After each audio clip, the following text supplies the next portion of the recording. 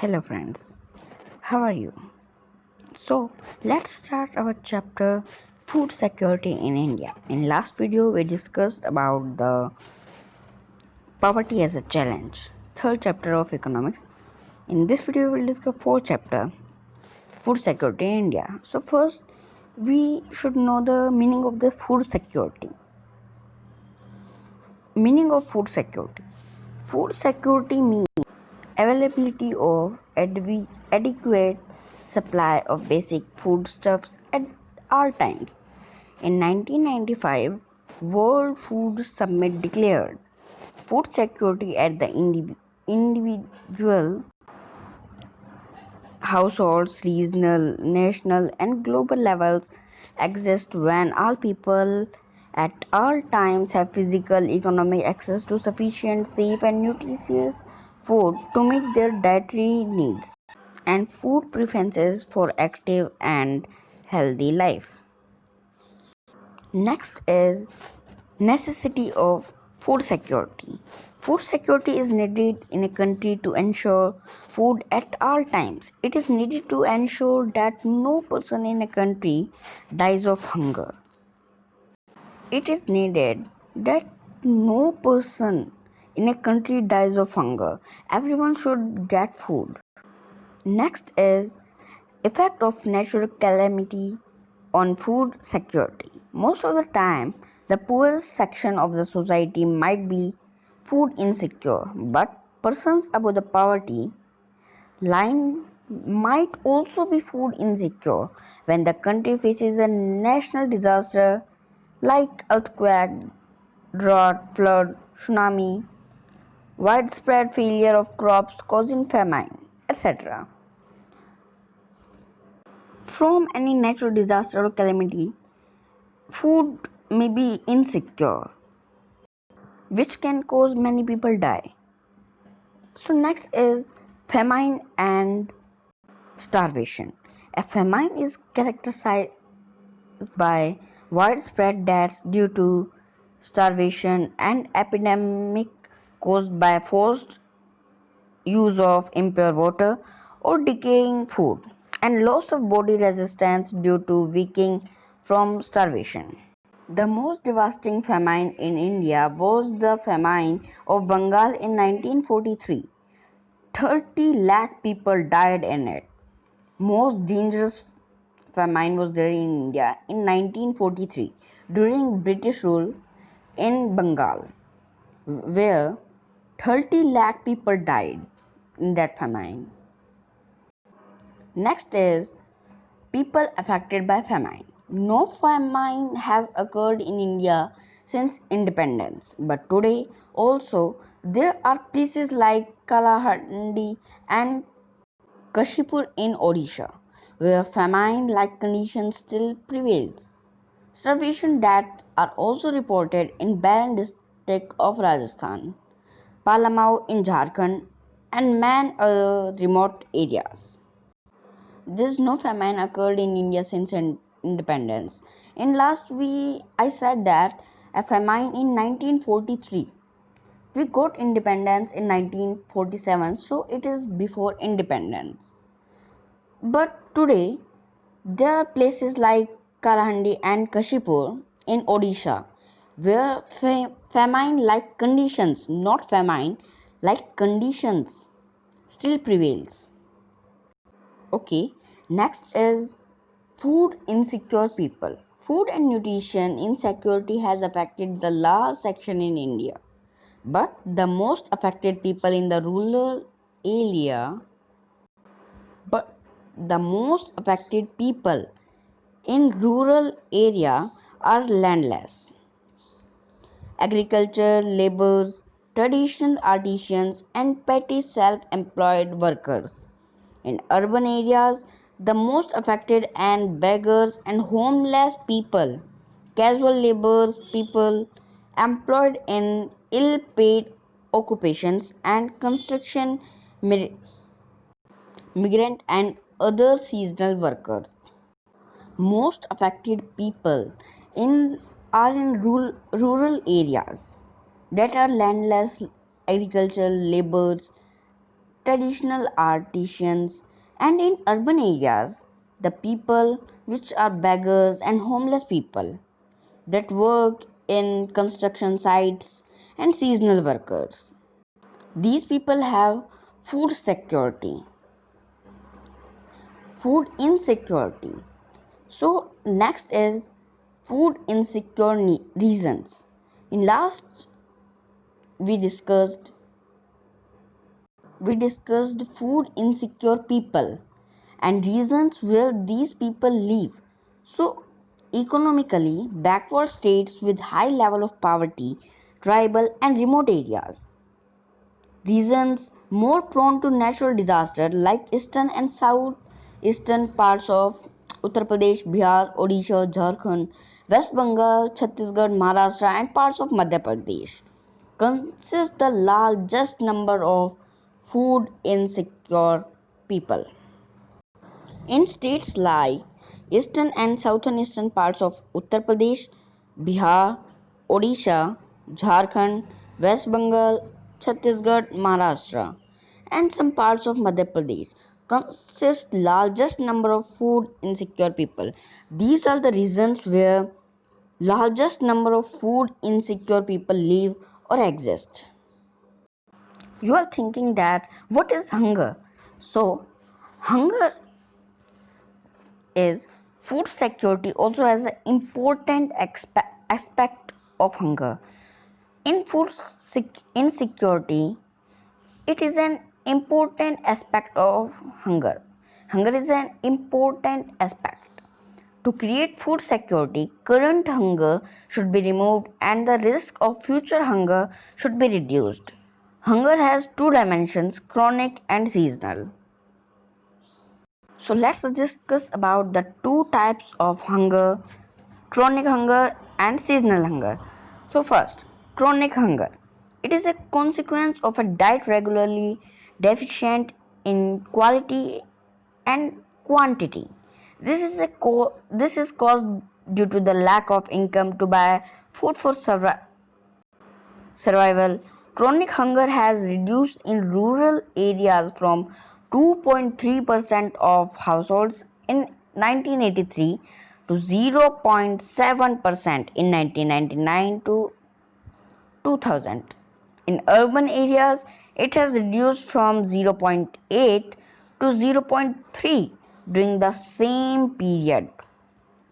So, chronic hunger has reduced so much in rural areas and in urban areas both. Chronic hunger is caused when a person has less money to buy food for survival. Next is seasonal hunger. It is related to the seasonal cycles of food growing and harvesting. It affects landless agricultural laborers in rural areas the most. In urban areas, casual construction workers suffer from this during the time when they do not get work. The proportion of households experiences seasonal hunger in rural areas has reduced significantly from 16.2 in 1983 to 2.6% in 1999 or 2000. In urban areas, it has reduced from 5.6% to only 0.6% during the same reference period. Seasonal hunger means if a person is unemployed for 2 3 months, like in rural areas,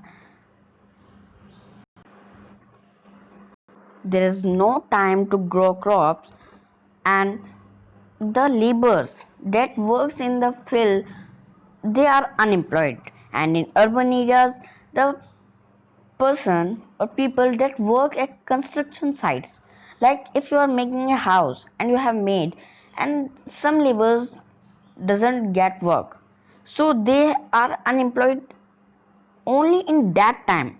After they can get work, so they come in seasonal hunger. So now you are able to understand hunger.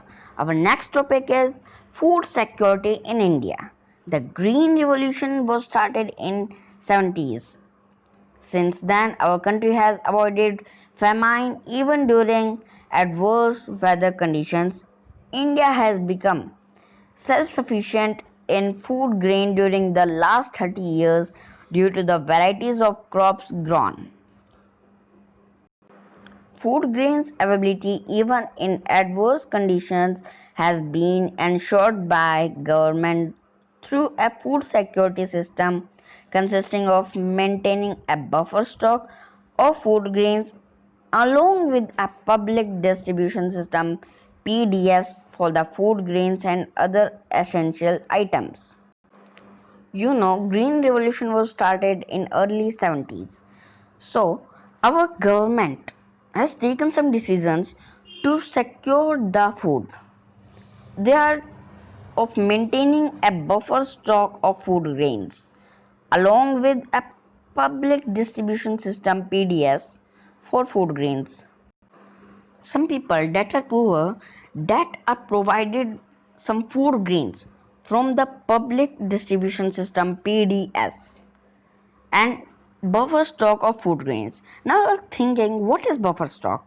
So let's discuss what is buffer stock. It is a stock of food grains like wheat and rice procured by the government.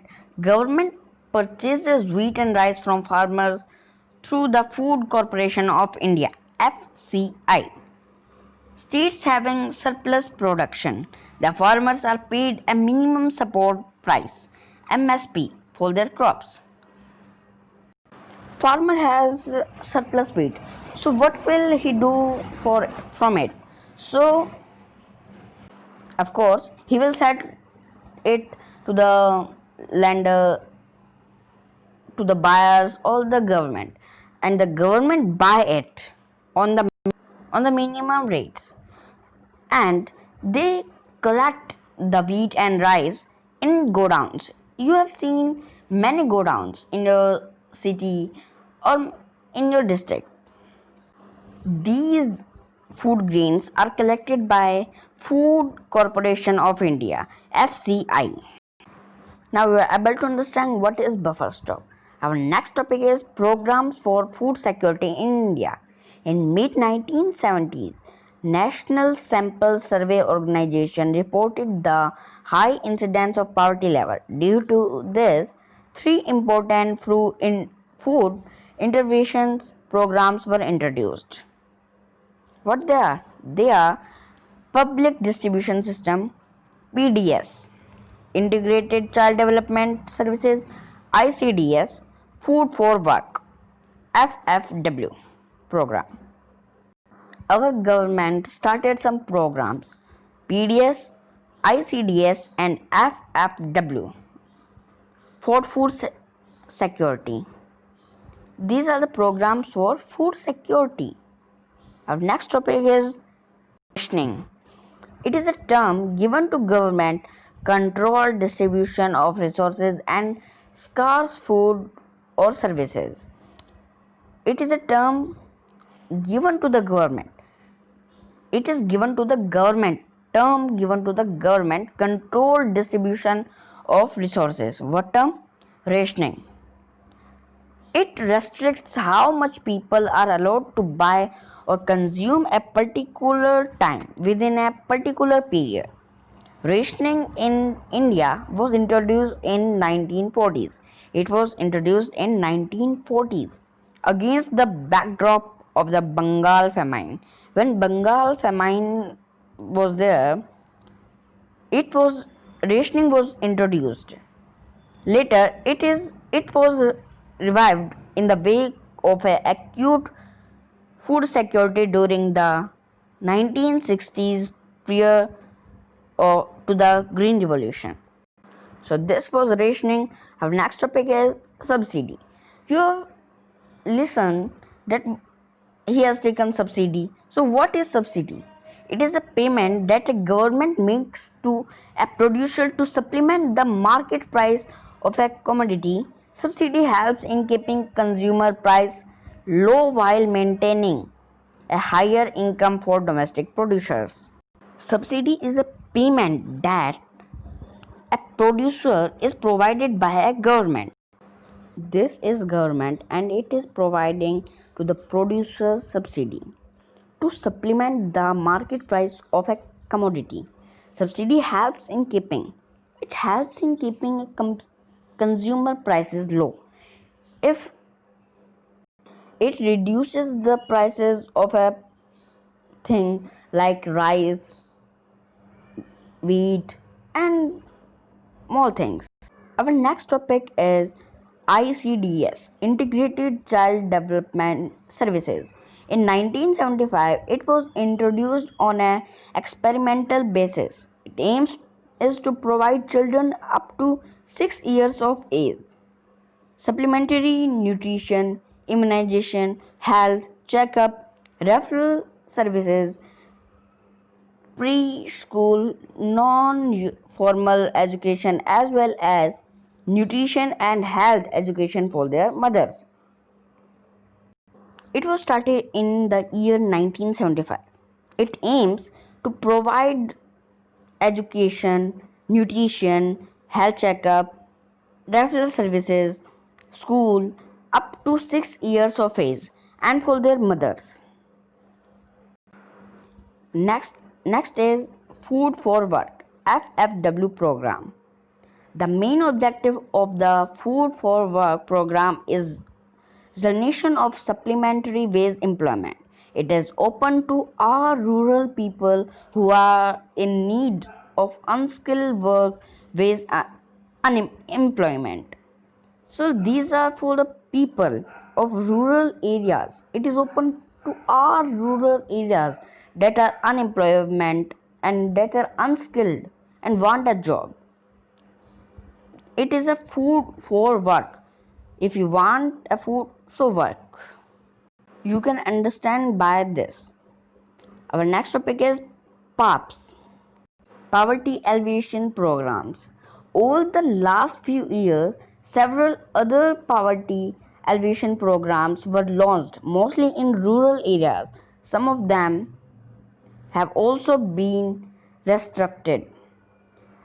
Last few years, so many poverty alleviation programs were launched in rural areas only, not in urban areas.